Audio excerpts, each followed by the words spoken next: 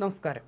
ലോകത്തെ ഏറ്റവും സമ്പന്നനായ വ്യവസായിയും അമേരിക്കൻ ഭരണകൂടത്തിലെ ഏറ്റവും അധികാരമുള്ള ആളും എന്ന നിലയിലേക്ക് മാറിയ ഇലോൺ മസ്ക് വീണ്ടും വിവാദത്തിലേക്ക്.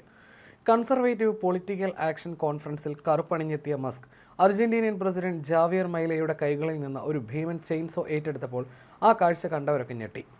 അവർ പറഞ്ഞത് ഇത് ബ്യൂറോക്രസിക്കുള്ള ചെയിൻസോ എന്നായിരുന്നു. മസ്കിന്റെ മാനസിക നിലയെക്കുറിച്ച് നേരത്തെയും ചർച്ചകളിൽ എത്തിയിരുന്നെങ്കിലും ഈ പ്രകടനം കൂടി ആയപ്പോൾ കൂടുതൽ അസ്വാഭാവികമായി മാറുകയാണെന്ന ആശങ്ക ശക്തിപ്പെടുത്തി.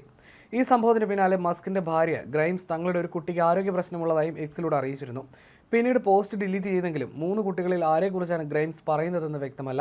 ഞാൻ ഇതിൽ കൂടുതൽ വിവരങ്ങൾ നൽകുന്നില്ല, പക്ഷേ അദ്ദേഹം ഒരു തവണ പോലും നമ്മുടെ യോഗങ്ങളിൽ പങ്കെടുത്തിട്ടില്ല. ഇത് അവൻ്റെ ജീവന് തന്നെ വലിയ ദോഷമാകുമെന്നും ഗ്രൈംസ് കൂട്ടിച്ചേർത്തു.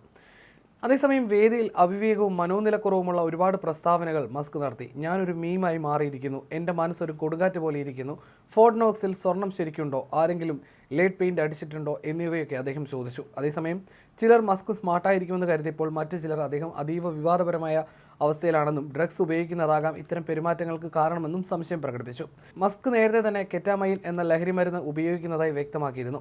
ഇതൊരു ഹോഴ്സ് ട്രാൻക്വിലൈസറാണ്, അതായത് കുതിരകളെ ശാന്തമാക്കാൻ ഉപയോഗിക്കുന്ന ഒരു മരുന്ന്.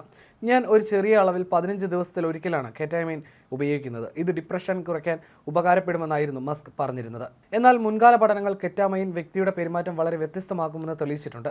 ചിലർക്ക് അതിരുകളില്ലാത്ത ആത്മവിശ്വാസം ഉണ്ടാകാനും ചിന്തകളിൽ ആശയക്കുഴപ്പം ഉണ്ടാകാനും ഇതിടയാക്കുന്നു. മസ്ക് മുൻപ് ആംബിയൻ എന്ന സ്ലീപ്പ് എയ്ഡ് മരുന്നും ലഹരി ഉണ്ടാക്കുന്ന എക്സ്റ്റൻസി തുടങ്ങിയവ ഉപയോഗിച്ചതായിട്ടാണ് വാർത്തകൾ പുറത്തു വന്നത്. എന്ത് ചെയ്താലും താൻ തുടരുന്ന കാര്യങ്ങൾ തുടരേണ്ടതുണ്ട്, എനിക്ക് തീർച്ചയായും ഇതുകൊണ്ടാണ് നേട്ടങ്ങൾ നേടാനാകുന്നത് എന്ന് മസ്ക് മറുപടി നൽകിയിരുന്നു. പുതിയ ട്രംപ് ഭരണകൂടത്തിൽ ഡോജ് എന്ന പുതിയ വകുപ്പ് കൈകാര്യം ചെയ്യുകയാണ് മസ്ക്. $2 ട്രില്യൺ സർക്കാരിൻ്റെ ചെലവ് കുറയ്ക്കുമെന്ന് വാഗ്ദാനം ചെയ്തിരുന്നെങ്കിലും ഇതുവരെ വെറും 55 ബില്യൺ മാത്രമേ കുറയ്ക്കാൻ കഴിഞ്ഞിട്ടുള്ളൂ എന്നാണ് റിപ്പോർട്ട്. അതിനിടെ മസ്കിനെ കുറിച്ച് ചില വിദഗ്ധർ കൂടുതൽ ആശങ്കപ്പെടുന്നുണ്ട്. അദ്ദേഹം മാനസിക സമ്മർദ്ദത്തിലും ലഹരി ഉപയോഗത്തിലും വലിയ അനിശ്ചിതത്വത്തിലും കഴിയുന്നുവെന്ന് തോന്നുന്നുവെന്ന് ജീവചരിത്രകാരനായ സെത്ത് എബ്രഹാംസൺ പറയുന്നു. ഇതിനിടെ ഇവിടെ ഒരു പൊട്ടിത്തെറി ഉണ്ടായേക്കാം. അദ്ദേഹം ആസൂത്രണരഹിതവും വിചിത്രവും ചിന്തിക്കാതെ പ്രവർത്തിക്കുന്നവനുമാണെന്നും അദ്ദേഹം കൂട്ടിച്ചേർത്തു. ഇലോൺ മസ്കിന്റെ ചെയിൻസോ നയതന്ത്രം പുതിയ വിവാദങ്ങൾക്ക് വഴി തുറക്കുമെന്ന് വ്യക്തമാണ്. ഇതിനിടെ ഇലോൺ മസ്കിന്റെ നയങ്ങൾ ജീവനക്കാർക്ക് കൂടുതൽ ഭാരമാകുന്നുവെന്ന റിപ്പോർട്ടുകളും പുറത്തു വരുന്നുണ്ട്.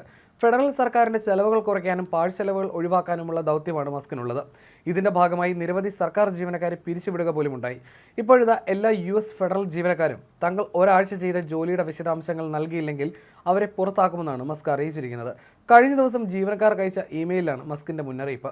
നിർദ്ദേശം അവഗണിച്ചാൽ രാജിയായി കണക്കാക്കുമെന്നും ഇമെയിലിൽ പറയുന്നു. കഴിഞ്ഞ ആഴ്ച ചെയ്ത 5 ജോലികളുടെ വിശദാംശങ്ങൾ ഇമെയിലിലൂടെ മറുപടിയായി അറിയിക്കണമെന്നതാണ് മസ്കിന്റെ നിർദ്ദേശം. തിങ്കളാഴ്ചയ്ക്കകം ഇമെയിലിന് മറുപടി നൽകാനാണ് ഉത്തരവ്.